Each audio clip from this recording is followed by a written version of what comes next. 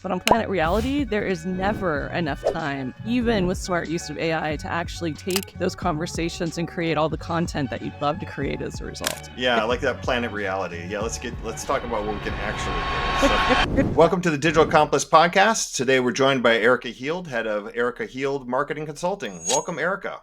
Thanks so much for having me. Absolutely. So I like to start out with something nice and easy, a win that you've had recently. So what would be a recent content marketing success that you've enjoyed?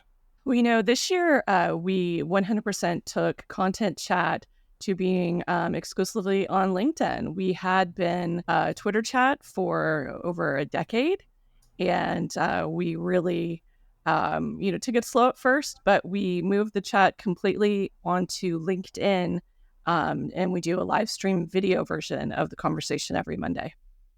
Excellent. So it sounds like things are working out, but then there's also challenges out there. So what would you say would be sort of the biggest marketing challenge that you're facing right now, and what are you doing about it? Oh gosh, it's always hard because since we do content chat every week, inevitably, you've got this really rich conversation that goes maybe for up to an hour. You get questions from people who are watching the live stream, and you end up with all of these great ideas for repurposing all of that content. But on Planet Reality, there is never enough time, even with smart use of AI, to actually take those conversations and create all the content that you'd love to create as a result. I Yeah, know I it's a like great that. problem to have, right? Yeah, I like that Planet Reality. Yeah, let's talk about what we can actually do. So, speaking of what you're actually doing, what are you doing with video right now, and then what would you like to be doing? Well, the primary thing that I do with video for us is I do our content chat on Mondays at noon Pacific. And so that's a video live stream. And I don't do a lot from the repurposing standpoint. I mostly just take those videos and we archive them on YouTube. But in a perfect world, I'd really love to be getting in there and taking snippets from those videos and sharing more of that content, because there's so many great nuggets and kernels from those conversations that I would love to be able to elevate. But frankly, it's just, it's one of those things on the to-do list that doesn't get to done. Yeah, and with all the talk about AI right now, I'm sure you're thinking about ways you can use it for stuff like that. So, when you get down to brass tacks, how are you actually using AI, and what's working there and what's not?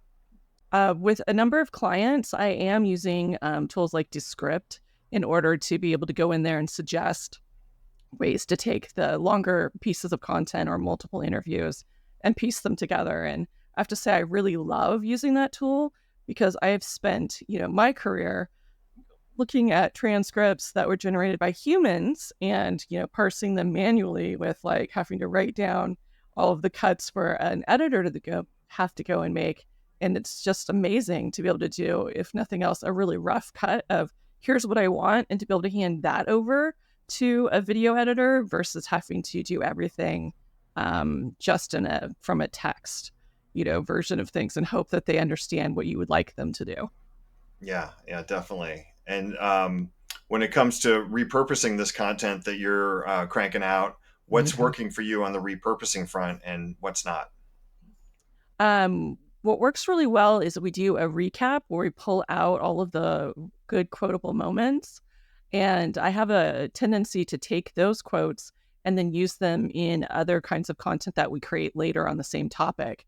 Because if you've got a really rich, use case or an example or just a quote that everyone can relate to, it's nice to basically have, a stockpile of quotable moments together in the recap. So that's going really, really well. Um, and so I do that all the time. And again, the only kind of challenge is I'm still only doing that with the text. I have not gotten to that point where I'm taking the video and repurposing it or the audio and repurposing it. But that's definitely something that I would like to do after after we have find some places to streamline. Yeah, that definitely seems like you're sitting on a gold mine if you can only get it to market. And Exactly. once you get this content out there, it has to be measured to see how it's performing. What are you doing with measurement on content performance, and what's working there and what's not? So I measure, first of all, on first watch, like how many people are active and watching the live streams live. Then we also look at how many people over the next 2 weeks on LinkedIn are watching, how much of it they're watching. And then, of course, we look at views of the recap and plays of the YouTube recap too. Although we find in general, the folks who are coming to the blog, they're mostly going to be skimming and read the transcript. They're not necessarily going to be playing the videos, which makes sense. But it's nice to have that, that nice little archive and make it very easily accessible. So definitely love that. And, how do I measure success with this? Well, I've gotten clients who have directly said, hey, I know you're doing XYZ thing because I saw a content chat, or I read, a case study you wrote, or I really love the blog post you did on X, Y, or Z, or your template is so great. Could you just come in and implement it?